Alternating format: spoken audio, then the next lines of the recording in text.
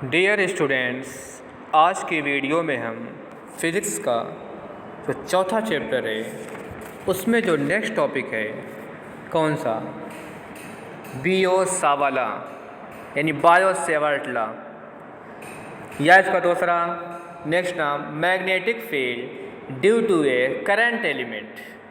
क्या चीज़? Magnetic field due to a current element. देखो ये एक्चुअली ये लॉ क्या है, हम इस चैप्टर में देखो बार बार पढ़ते आए हैं। क्या पढ़ते आए हैं कि अगर किसी वायर में क्या है, किसी वायर में करंट का फ्लो हो रहा है तो क्या होगा, ये मैग्नेटिक फील्ड बनाएगा। ये तो पढ़ ही चुके हैं। अब ये मैग्नेटिक फील्ड बनाएगा, राइट। तो इस मैग्नेटिक फील्ड फिजिक्स में देखो हर चीज़ का एक मेजरमेंट है। क्या है? हर चीज़ का अपने अंदर एक मेजरमेंट है। तो इसी मेजरमेंट को बायो-सावर्ट ने क्या किया, अपने एक्सपेरिमेंट के थ्रू, प्रैक्टिकल के थ्रू इसकी वैल्यू को फाइंड आउट कर दिया। फॉर एग्जांपल यह मैग्नेटिक फील्ड बनाएगा, इस मैग्नेटिक फील्ड की वैल्यू इस पॉइंट पर कितनी होगी, इस पॉइंट पर कितनी होगी, मीन्स होगी कितनी, उसका कैलकुलेशन क्या होगा, इसको इन्होंने क्या किया, एक्सपेरिमेंट के थ्रू फाइंड आउट किया। यही क्या है, बायो-सावर्ट लॉ है।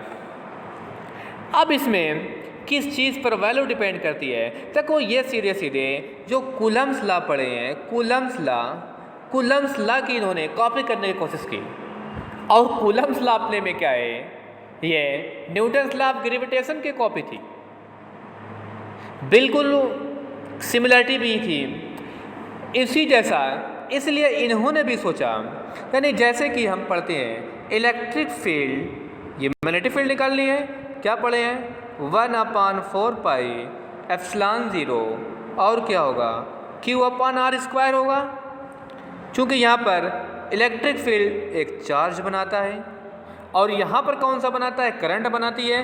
तो इन्होंने सोचा B = क्या हो जाए 1/4 पाई एप्सिलॉन 0। ये तो यहाँ काम नहीं कर रहा था, बल्कि नया कांस्टेंट कौन सा μ0/4 पाई, बाद में प्रैक्टिकल में डिफाइन ये होगा। और कौन सा, करंट I ले लिया जाए, करंट I/r का स्क्वायर। इस रूल को इन्होंने कॉपी किया, लेकिन ये जो था ये एक्सपेरिमेंट के थ्रू वेरीफाई नहीं हो पा रहा था, बिल्कुल करेक्ट नहीं आ रहा था। इसमें थोड़ा सा और इम्प्रूवमेंट किया तो इन्होंने क्या कर दिया, अपने लॉ को बना दिया। ठीक है, जब अपने लॉ को बना दिया उसी चीज़ के बारे में यहाँ स्टडी करनी है, किस तरीके से लॉ बनाया। अब ज़रा देखा जाए, जो इन्होंने लॉ बनाया है, इसको इरेज कर लूँ, उस लॉ के अकॉर्डिंग फॉर एग्ज़ाम्पल यहाँ पर हमको, यहाँ पर जो देख रहे हैं हमको क्या बनाना है, इस पॉइंट पर मैग्नेटिक कोई पॉइंट फॉर एग्ज़ाम्पल P है और यहाँ से देखा जाए इस पॉइंट P पर मैग्नेटिक फील्ड कुछ होगी, कितनी है, फॉर एग्ज़ाम्पल स्मॉल के लिए dB लिखते हैं, ये वेक्टर क्वांटिटी dB है, यही कितनी होगी। तो यहाँ पर सीधे सीधे ड्यू टू करंट एलिमेंट, ये करंट एलिमेंट क्या होता है, अब फॉर एग्ज़ाम्पल इसकी कुछ लेंथ होगी किसी भी वायर के कंडक्टर की। अब इस लेंथ में सबसे छोटी लेंथ क्या होगी, सबसे छोटी 0 से जो थोड़ा सा बड़ी हो सबसे छोटी, और सबसे छोटी एलिमेंट कौन सा होता है, कैलकुलस में होता है dl। तो इन्होंने भी क्या किया, एक छोटा सा एलिमेंट कौन सा dl एलिमेंट, और करंट कौन जा रही थी, I जा रही थी, तो यही I dl क्या है, एक करंट एलिमेंट है। इसी के थ्रू मैग्नेटिक फील्ड क्या होगी, बनेगी। और किस पर, ये जो I है, ध्यान देना, ये I है और ये डिस्टेंस फॉर एग्जांपल r है। इस I एंड r के साथ क्या एंगल बन रहा था, इसकी डिस्टेंस कितनी है, इसी को वेरीफाई किया। ठीक है, इसी को इन्होंने बनाया, इसी चीज़ को पढ़ना है। अब ज़रा देख लिया जाए क्या है, सीधे सीधे जो फिगर में बनाया वो फिगर यहाँ पर ऑलरेडी बना हुआ है। अब उसके बाद किस पर डिपेंड किया, नंबर 1 आइडियल पर, आइडियल करंट एलिमेंट। तो यही इन्होंने बताया, ये जो मैग्नेटिक फील्ड होती है किसी भी पॉइंट पर करंट एलिमेंट के थ्रू, कि directly proportional to the current I, यानी dB कितनी होती है, करंट के प्रोपोर्शनल होती है पहली चीज़। और क्या होती है, directly proportional length of the conductor, यानी कि लेंथ जितनी ज़्यादा होगी मैग्नेटिक फील्ड उतनी ही ज़्यादा बनेगी, इसीलिए dB प्रोपोर्शनल टू किसके, dl के। और तीसरी चीज़, ये जो हमारा एलिमेंट था यानी कि आई एंड आर के साथ क्या एंगल बन रहा है उसके भी क्या होती है, प्रोपोर्शनल होती है। अगर ये दोनों एक दूसरे के पैरेलल हो जाएंगे तो ज़ीरो हो जाएगा, तो वहाँ पर मैग्नेटिक फील्ड की वैल्यू भी क्या हो जाएगी, फिनिश हो जाएगी। सबसे मैक्सिमम 90 पर होगी, इसीलिए थीटा पर भी क्या है, डिपेंडेंसी है। और तीसरी चीज़ क्या है, ये अगर पॉइंट पी था तो ये पी जो है ये सोर्स से यानी कि डीएल एलिमेंट से कितनी डिस्टेंस पर है, उसके कौन सा, क्योंकि कुलम्ब्स लॉ की कॉपी थी वो स्क्वायर्स लॉ भी है, तो 1/r के स्क्वायर के बराबर होती है। यानी सीधे सीधे क्या मिल गया, प्रोपोर्शनल टू आई मिला। दूसरा प्रोपोर्शनलिटी कौन सा मिला, डीएल करंट एलिमेंट डीएल, उसके बाद साइन थीटा मिला। तीसरा क्या मिला, 1/r का स्क्वायर। अब सबको कंबाइन कर दो, अब तो इतने सेंसिबल हो गए सब कंबाइन करोगे तो D B proportional to I D L sine theta upon R square होगा। कांस्टेंट को हटाओगे वैल्यू आएगी, फॉर एग्जाम्पल वो के है। अब के की वैल्यू इन्होंने डिफाइन कर दिया, कितना होता है, mu naught upon 4 pi I D L sine theta upon R का स्क्वायर। ये आपका कौन सा है, बीओ सा वाला है या बायो सेवर्ट ला है, या इसका दूसरा क्या पूछता है, magnetic field due to a current element. अब इसमें चाहे तो इसका वेक्टर फॉर्म भी लिख सकते हो, vector form D B equal to B naught upon 4 pi, R से मल्टीप्लाई कर दो, एक आर से डिवाइड कर दो, तो डी एल क्रॉस आर, ये आपका सीधे सीधे क्या हो जाएगा, डी एल क्रॉस आर, ये आपका वेक्टर फॉर्म में हो गया। अब म्यू नॉट अपान 4 पाई की यूनिट निकाला जाए, उसकी वैल्यू कितनी होती है, देखो म्यू नॉट अपान 4 पाई की वैल्यू होती है 10 की पावर -7, याद कर लो 10 की पावर -7 होती है। और यूनिट क्या होगी, म्यू नॉट अपान 4 पाई के निकाल लो, म्यू नॉट को इधर डी बी अपान आर का क्यूब, और ये कितना आई, ये एल दोनों सेम चीज़ यानी आर का स्क्वायर मान लो, एक आर से आर कैंसिल हो जाएगा, तो डी बी की यूनिट कितना होगी, टेस्ला होगी, एम क्या मीटर है और ए पर एम्पियर, यानी कि टेस्ला मीटर पर एम्पियर। यही आपका क्या था, सीधे सीधे बीओ सवाला। अब बीओ सवाला तो हो गया, अब इसकी फॉर एग्जाम्पल जो हमने अभी पढ़ा यहाँ पर करंट की वैल्यू जा रही थी, फॉर एग्जाम्पल यहाँ पर एक पॉइंट पी है, कितने डिस्टेंस पर आर है, यहाँ पर क्या होगी, मैग्नेटिक फील्ड होगी, ये एंगल कितना बना रहा था, यहाँ से एंगल थीटा बना रहा था, करंट ये एलिमेंट कौन सा, ये डीएल एलिमेंट है, करंट क्या जा रही है, आई जा रही है। अब इस तरीके से अगर है यहाँ पर डायरेक्शन अगर देखा जाए, मैग्नेटिक फील्ड की डायरेक्शन किधर होगी, उसके लिए एक नया रूल आएगा, कौन सा, राइट हैंड पाम रूल। कौन सा आएगा, राइट हैंड पाम रूल। ये क्या है, इसमें राइट हैंड के थंब को किधर, ध्यान दो, राइट हैंड थंब को डीएल के अकॉर्डिंग, यानी जो जिधर करंट की जो करंट जा रही है यानी डीएल जिधर है उधर राइट हैंड के थंब को कर दो, उसके बाद जो पाम है एलॉन्ग आर को कर दो, ठीक है। अब वो जो पाम है ये किधर फोर्स लगाएगा, वही जो डायरेक्शन होगी सीधे सीधे किसकी हो जाएगी, किसकी हो जाएगी, आपकी मैग्नेटिक फील्ड की डायरेक्शन हो जाएगी, ठीक है। अब ज़रा इसको यहाँ देख लो क्या है, देखो यही आपका है राइट हैंड पाम रूल। देखो ये थंब है, इसको किधर करना है, जिधर करंट जा रही है, और ये पाम किधर करना है, जो आपका आर वेक्टर है। अब यही है किधर फोर्स लगाएगा, यानी किसी इस तरीके तुम्हारा हाथ हो, किसी को मारना हो किधर लगाओगे, ये हर हाल में ऊपर ही आएगा, ऐसे ही तो किसी को मारते हैं, ऐसा नहीं है हाथ ऐसे तो उल्टा घुमाओगे तब मारोगे, उल्टे नहीं, हमेशा ऐसे ही मारोगे। इसलिए किधर लग रहा है, ऊपर, यानी कि आउट ऑफ पेज हो गया है, यही चीज़ है। अब ज़रा इस चीज़ को मैं फिगर बनाता हूँ, इस फिगर में ज़रा बताना, इस फिगर में किधर होगा, ध्यान देना, ये डीएल इधर है, ये पॉइंट पी है, ये कौन सा है, डीबी है, ये आर है, ये एंगल थीटा था। अब यहाँ पर जो मैग्नेटिक फील्ड डायरेक्शन ये किधर होगी, थोड़ा सेट करना, किधर होगी। अब ज़रा अपने राइट हैंड को ज़रा सेट कर लिया जाए, क्या यहाँ से देख रहे हैं, थंब किधर लगना है, जिधर करंट की वैल्यू है, यानी कि थंब ये ऊपर की तरफ कर दिया। अब उसके बाद आर, ये जो हमारी 4 फिंगर है, ये किधर जा रहा है, इस डायरेक्शन में है, तो आपको किस तरीके से करना पड़ेगा, आपका देखो ये हो गया, देखो ये किधर है, करंट ऊपर जा रही है, थंब इधर कर दोगे। अब बताओ फोर्स किधर लगेगा, किसी को कैसे करोगे, ऐसे ही तो मारोगे उधर की तरफ, फोर्स किधर लग रहा है, ध्यान देना, इनटू द पेज, और अगर ऐसे रहता करंट ऊपर जा रही है और आर्क ई डायरेक्शन में है तो किधर लगता, outside the page, outside the page. यानी ये तरीके से अगर हमने सेट कर लिया, ये थंब किधर, इधर करंट की वैल्यू जा रही है, ये किधर, जिधर हमारा आर ले रहे हैं, तो यही यानी इसी जिसको जैसे मारना होगा, यानी फोर्स आगे की तरफ आ जाएगा, ऐसे हाथ है तो पीछे की तरफ, इधर है तो लेफ्ट की तरफ, राइट की तरफ, ये है तो लेफ्ट की तरफ। यही होता है राइट हैंड पाम रूल। एक बार फिर, करंट कहाँ जा रही है, ऊपर जा रही है, देखो ऊपर कर दिया, और ये इधर करना ही पड़ेगा। अब किधर लग रहा है, मैग्नेटिक फील्ड डायरेक्शन किधर होगी, इनटू द पेज, राइट, यही आपका था, ठीक है। अब उसके बाद इसमें कभी कभी एग्जाम में पूछता है कंपैरिजन करो, क्या करना है, कंपैरिजन करना है कूलम्स लॉ में और किस में, सीधे सीधे ये मैग्नेटिक जो अभी बीओ सावर्ट लॉ पढ़े हैं। क्योंकि एक चीज़ का ध्यान दो, अगर हम ई की वैल्यू जानते हैं, ई की वैल्यू कितनी होती है, ई की value 1/4 pi epsilon 0 Q upon R square होती है। अगर इसको चलो सिंपल डी लिख दें तो डी इज इक्वल टू कितना होगा, 1/4 पाई एप्सिलॉन 0, उसके बाद element D Q upon R square होगा। और ये वाला कौन सा पढ़े हैं, डी बी अभी जो पढ़े हैं, D B is equal to कितना होगा, म्यू नॉट अपान 4 पाई, उसके बाद कितना होगा, I D L sine theta upon R का स्क्वायर। अब यही दोनों में सिमिलरिटी क्या है, सबसे पहले दोनों कैसे हैं, लॉन्ग रेंज के फोर्स हैं। क्या मतलब हुआ, फॉर एग्जाम्पल एक सोर्स चार्ज यहाँ पर होता, उसका इफेक्ट कहाँ तक माना जाता है पढ़ने के लिए, इनफाइनाइट तक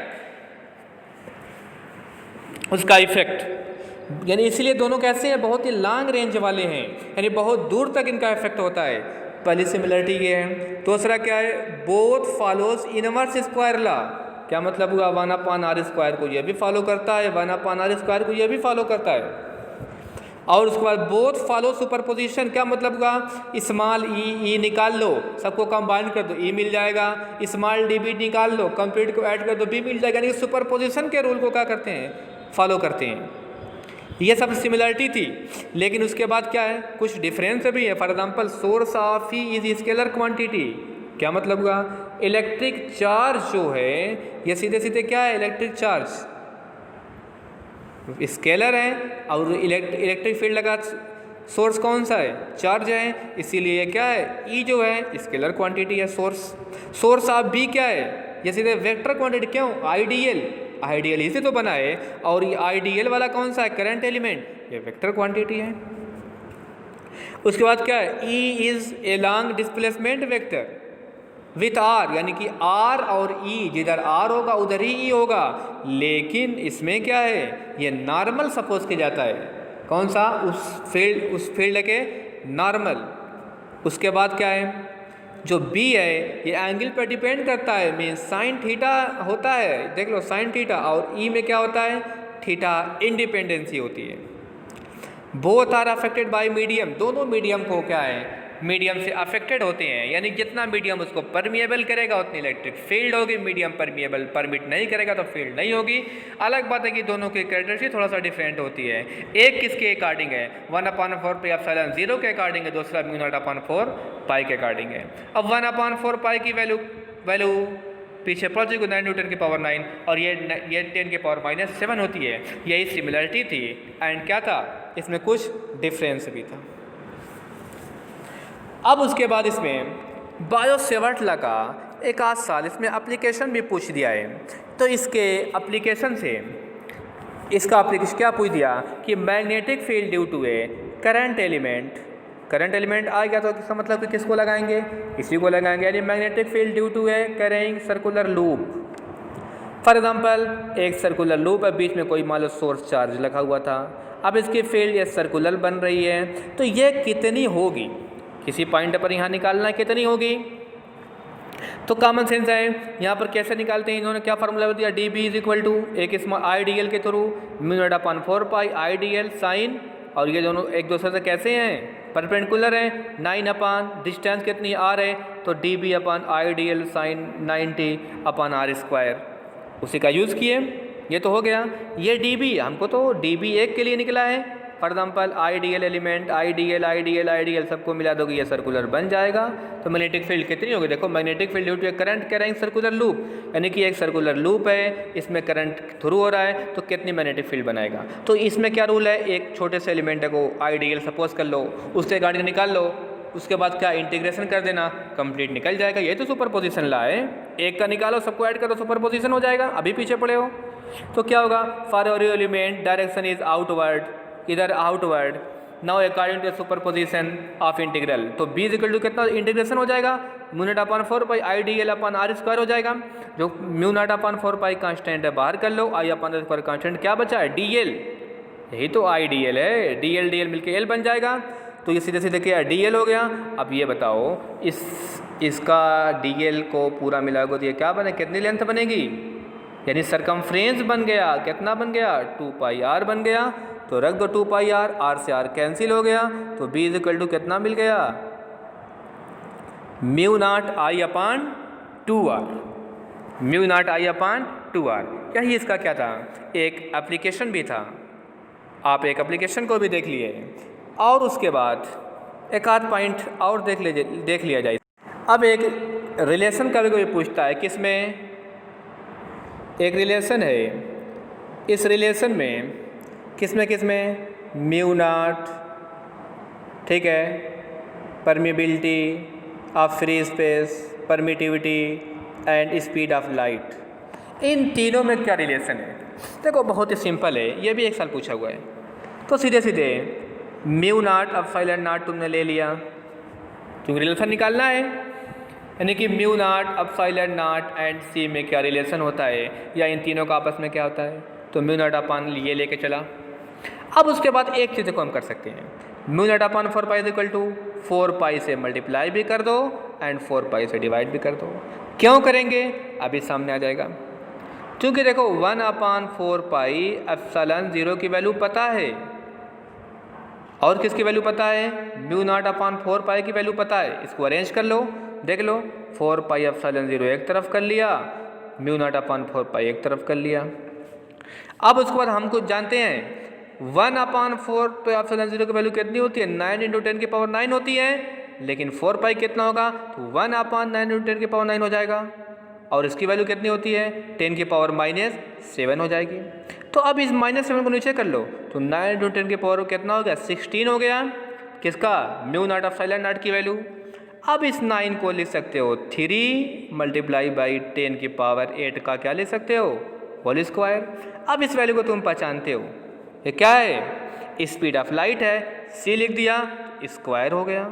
इसीलिए क्या रिलेशन निकल गया, mu naught epsilon naught is equal to 1 upon C का स्क्वायर। देखो बहुत ही सिंपल है, क्या सीधे सीधे क्या गया, एक बार तुमने म्यू नॉट ले लिया, उसके बाद अब साइलेंट नॉट ले लिया, उसके बाद क्या किया, 4 पाई से मल्टीप्लाई भी कर दो एंड 4 पाई से क्या कर दो, डिवाइड भी कर दो। अब जिसकी वैल्यू जो पता होती है उसी को लेकर चलते हैं। तो सीधे सीधे हमको पता है कौन सी वैल्यू पता है हमको, सीधे सीधे 4 पाई एप्सिलॉन 0, तो 4 पाई एप्सिलॉन 0 एक तरफ कर लो, देखो 4 पाई एप्सिलॉन 0 एक तरफ कर लिया, और आगे कितना कर दिया, म्यू नॉट अपान 4 पाई कर दिया। तो इसकी वैल्यू 4 पाई एप्सिलॉन 0 की वैल्यू कितनी होती है, ये तो होती नहीं बल्कि इसकी होती है 1 अपान 4 पाई की वैल्यू होती है। तो जट इसका रिवर्स रख दो, कितना रखोगे, 1 अपान 10 की पावर कितना रखोगे, 9 रखोगे, यानी कि 1 अपान 9 इंटू 10 की पावर 9 रख दिया रिवर्स। और इसकी वैल्यू कितनी होती है, अभी पढ़े हो, 10 की पावर -7। अब इसको नीचे लेके चले जाओ, इधर कितना था, mu naught epsilon not था, तो कितना सीधे सीधे हो गया, 1 अपान 9 इंटू 10 की पावर 16 हो गया। सिंपल कर लो, 3 मल्टीप्लाई बाई 10 की पावर 8, ठीक है, इसका स्क्वायर कर दो, ये सी होती है, इसीलिए mu 0 epsilon 0 equal to 1 upon C का स्क्वायर। ये आपका रिलेशन था, ठीक है। अब उसके बाद एम्पियर सर्किट लॉ, ये नेक्स्ट वीडियो में, ठीक है। Okay, thank you.